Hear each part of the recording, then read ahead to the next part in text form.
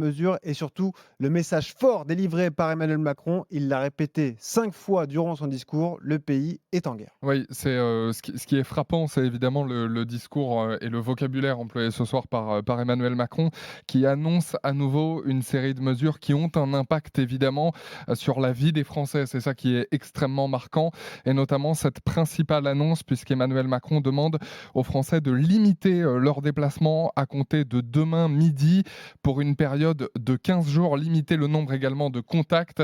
Le président de la République qui a évidemment mentionné ces images de Parisiens hier dans des Ouais. parcs, des images qui l'ont, en tout cas il le fait bien comprendre, choqué. D'autres annonces évidemment qui marquent la vie des Français, c'est ça qui est extrêmement important encore une fois, avec un vrai impact sur le quotidien. On peut notamment parler du second tour des élections municipales qui est reporté. Emmanuel Macron il a fait une très courte allusion et il a parlé notamment d'un accord politique. Cette fois, il a eu le consensus politique pour reporter ce second tour sans toutefois Sans euh, donner de date d'ailleurs, voilà, hein. c'est ça, Voilà. sans donner de date de report. Et toujours politiquement, Emmanuel Macron reporte l'intégralité des réformes en cours et il a bien insisté notamment sur la réforme des retraites. Les parlementaires qui seront amenés dans les prochains jours, dans les prochaines heures, à se réunir pour évoquer des textes votés rapidement dans l'urgence. Cela fait partie là encore des zones de flou de l'allocution de ce soir d'Emmanuel Macron. Emmanuel Macron qui fait également un geste pour les soignants.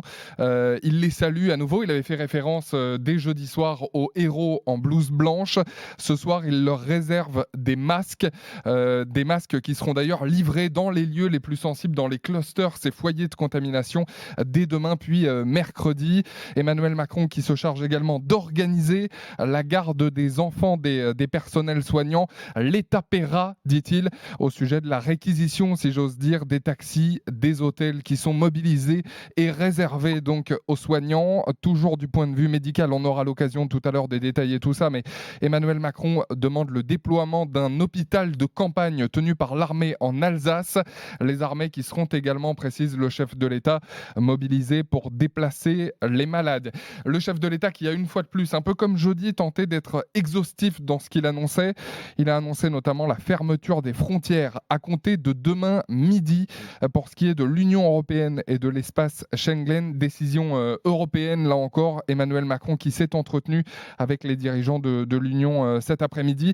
Et puis le chef de l'État a évidemment terminé avec un large volet économique. Aucune entreprise ne sera laissée à la faillite, a précisé Emmanuel Macron qui promet un report de charges fiscales notamment, le paiement des factures d'eau, de gaz et de loyer suspendus. Emmanuel Macron qui revient à nouveau, comme jeudi, sur ce dispositif massif de chômage partiel élargi, dit le chef de l'État, qui globalement a souligné un moment difficile, a appelé les Français à l'union nationale, à la solidarité. Cela sans en prévoir évidemment la durée. Ça a été là encore l'un des leitmotifs de son discours. Effectivement, le discours fort donc du président de la République, édition spéciale sur RMC.